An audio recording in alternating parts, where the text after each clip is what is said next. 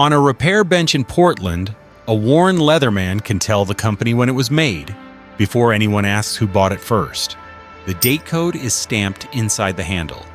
The warranty lasts 25 years. And now through Leatherman's resale marketplace, that warranty can follow the tool to a second owner. More than 128 million Leatherman tools have been sold in more than 80 countries.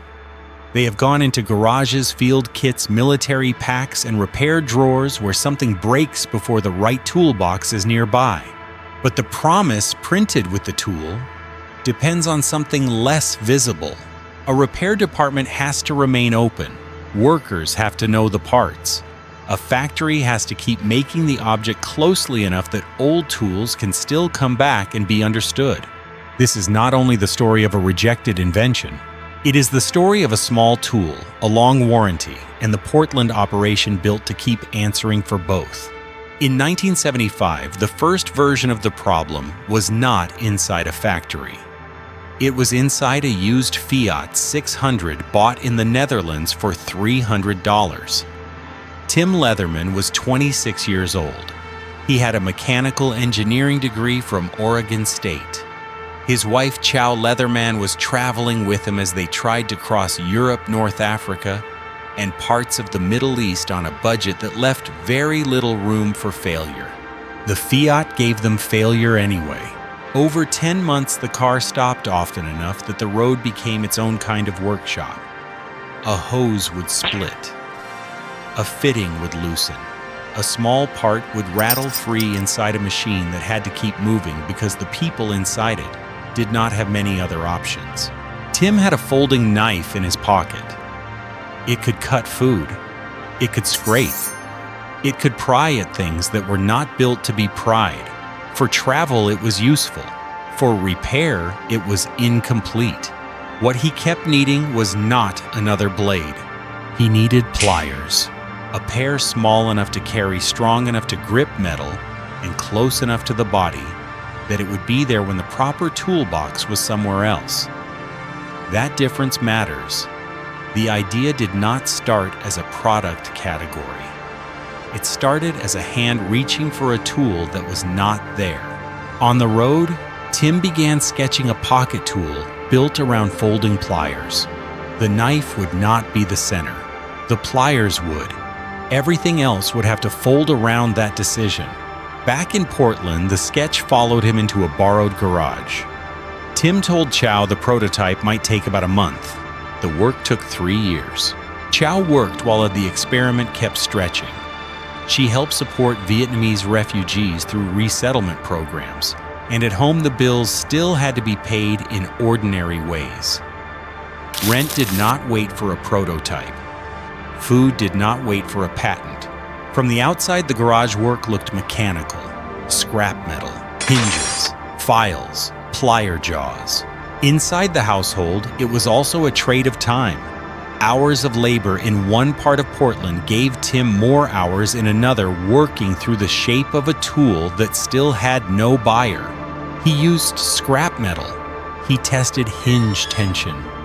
He worked through the bite of the pliers, the way a handle closed, the way a file needed to touch steel if it was going to remove material instead of sliding across it. Each adjustment made the object more real. It also made the future promise harder. A tool built to repair things in the field would eventually have to be repairable itself. Before there was a warranty, before there was a factory, before there was a catalog order, there was this smaller demand the tool had to work when the user did not have anything else. By the end of those garage years, Tim had something he could hold in his hand. The next problem was finding a place in America that knew what to do with it. On July 13, 1978, Tim Leatherman filed the patent application for the tool he had been building in the garage. The document did not look like a road trip. It did not show the broken Fiat, the dust, or the moment when a folding knife was not enough. It reduced the idea to drawings, claims, mechanisms, and language precise enough for the United States Patent Office. On December 16, 1980, the patent was granted. United States Patent number 4,238,862. Pocket multiple tool. That number mattered. It meant the object had legal form. It meant the pliers, blades, handles, and folding arrangement had been described clearly enough to be protected. The garage work had become a registered design, but a patent could not make a factory say yes. Tim now had a working prototype, a protected idea, and a tool that solved a problem he had felt with his own hands. What he did not have was a shelf. A knife company could look at it and see too much tool. A tool company could look at it and see too much gadget. A buyer could hold it open and close it and still have no easy place to put it in the store. That was the first industrial wall the Leatherman tool ran into. Not steel, not engineering, retail habit. A known knife belonged with knives. A known wrench belonged with wrenches. A known pair of pliers belonged in a toolbox. This object crossed those lines.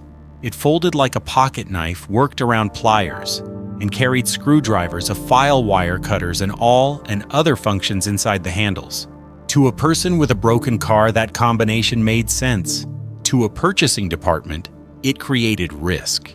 Gerber passed. A Tant passed. The United States Army passed.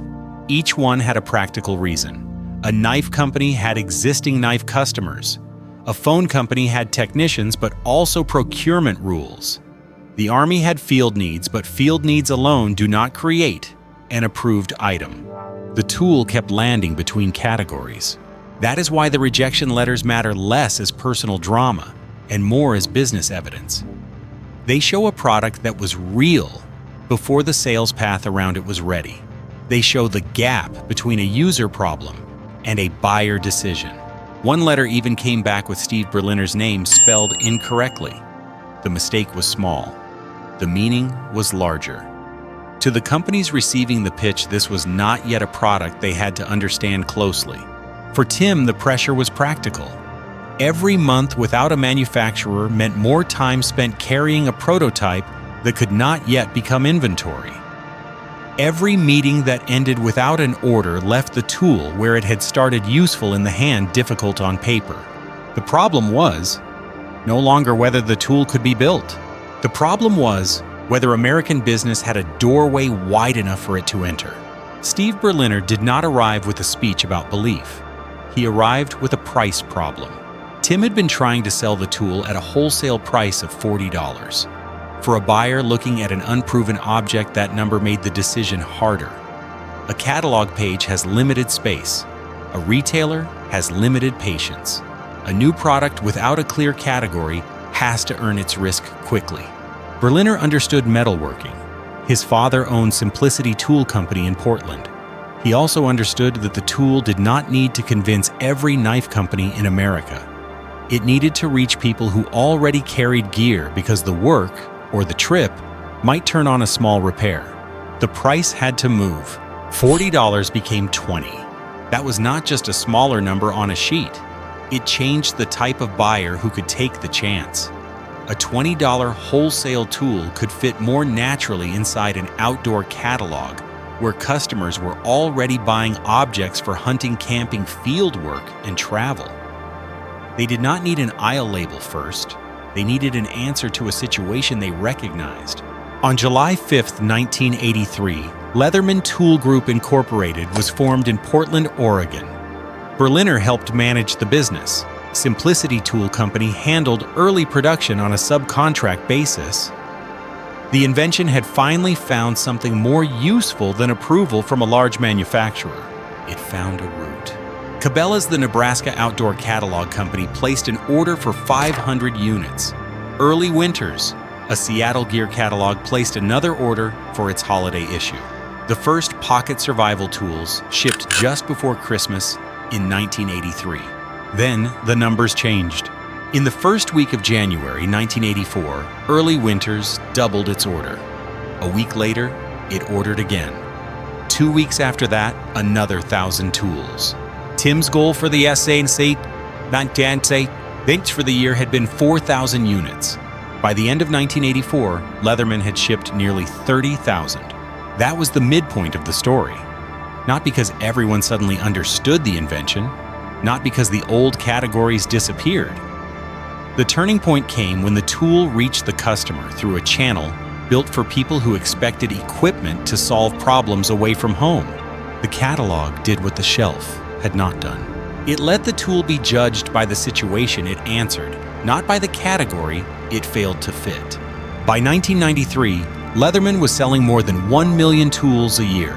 Revenue had passed $30 million. The object that once had no obvious shelf was now moving through hardware stores, sporting goods retailers, military exchanges, and outdoor channels that understood what the catalog buyers had seen first. The early problem had been getting someone to take the tool seriously. The new problem was making enough of them without losing what made the tool feel right in the hand. In 1994, Leatherman introduced the Super Tool, the first model with fully locking blades. In its second year, it sold 650,000 units. That number did more than prove demand. It added more parts, more inspections, more warranty exposure, and more expectations from customers who now believed the name meant something specific. 2 years later, Ben Rivera designed the Micra, a scissors-based tool small enough to live on a key ring. It sold out within weeks. Then came the Wave, introduced in 1998, with blades that could be opened from the outside and used one-handed. The Wave changed the feel of the category. A user did not have to open the whole tool to reach the blade. The object became faster, more natural, and more useful in small moments when one hand was already holding the thing that needed fixing. By 2001, cumulative sales had crossed 20 million. Revenue had crossed $100 million. Growth made the company stronger. It also made every promise heavier. Inside the Portland operation, a small pocket object began with large industrial movements. Coils of American steel weighing hundreds of pounds fed into hydraulic presses. 300 tons of force-shaped parts that would later disappear inside handles, pivots, blades, files, and plier jaws. The tool looked compact when it reached a customer. Before that, it had to pass through steel, stamping, grinding, heat treatment, finishing, assembly, inspection, packaging, shipping, and eventually repair. The warranty printed with the product followed all of those steps. If one part was wrong, the promise became harder to keep. That is where the story changes from invention to operating discipline. A folding tool can look simple when closed, but inside the factory, simplicity has to be manufactured repeatedly. The file teeth have to cut, the pliers have to bite, the blades have to lock. The handles have to close with enough resistance to feel secure, but not so much that the tool feels stiff. A company can sell a clever object once. Selling millions of them means the object has to become repeatable. By the time the Wave became Leatherman's defining product, the company was no longer only proving that people wanted a pocket multi-tool. It was proving that a factory in Portland could keep making that tool closely enough that the name, the feel, and the warranty still pointed to the same thing. The same tool that had solved a roadside problem eventually created a different kind of pressure inside the company. A 25-year warranty is easy to print. It is harder to support after the tool has been used in rain, dust, oil, job sites, garages, hunting packs, glove compartments, and military kits. A returned tool is not a symbol when it reaches the repair department. It is work. Someone has to open it. Someone has to read the date code. Someone has to know which part belongs inside that handle, how the hinge should feel, and whether the tool can go back out with the same promise attached. That kind of promise becomes more difficult as the years pass. Across the American tool industry, many companies faced the same calculation. A domestic factory carried payroll, equipment, maintenance, benefits, local suppliers, and higher production costs. Overseas production could lower the unit price and protect the retail shelf. The choice was not abstract. It appeared in margins, purchase orders, and the price customers expected to pay. Leatherman did that math and stayed in Portland. The decision did not remove pressure. It renewed it. More than 500 people still work around the Portland operation. Some work on production. Some work on quality. Some work where returned tools come back under warranty and are made usable again. The building has to support both directions at once, new tools leaving, old tools returning. Automation offered another test. Leatherman ran trials on the assembly floor. The machines could move with speed and consistency, but one detail resisted easy replacement hinge tension. A Leatherman has to open smoothly without feeling loose. It has to close firmly without feeling stuck. That half turn, that small adjustment in the hand, is not just a manufacturing step. It is the difference between a tool that feels right and a tool that only looks right. The warranty depends on that difference, not as a slogan, as a repairable object moving through trained hands in the same city where the promise began. Today, the warranty does not stop at the first owner. In November 2025, Leatherman launched a peer-to-peer resale marketplace called Leatherman Exchange. A used tool could change hands, but the 25-year warranty could still move with it, not a softer version. The same warranty. That detail changes what the object is. A Leatherman is not treated only as something bought once used until it wears out and replaced quietly. It is treated as something that may come back. A tool sold years earlier can return to Portland with scratches on the handles, dirt in the joints, and a date code stamped inside the metal. The repair department reads that code. The mark tells the company when the tool was made.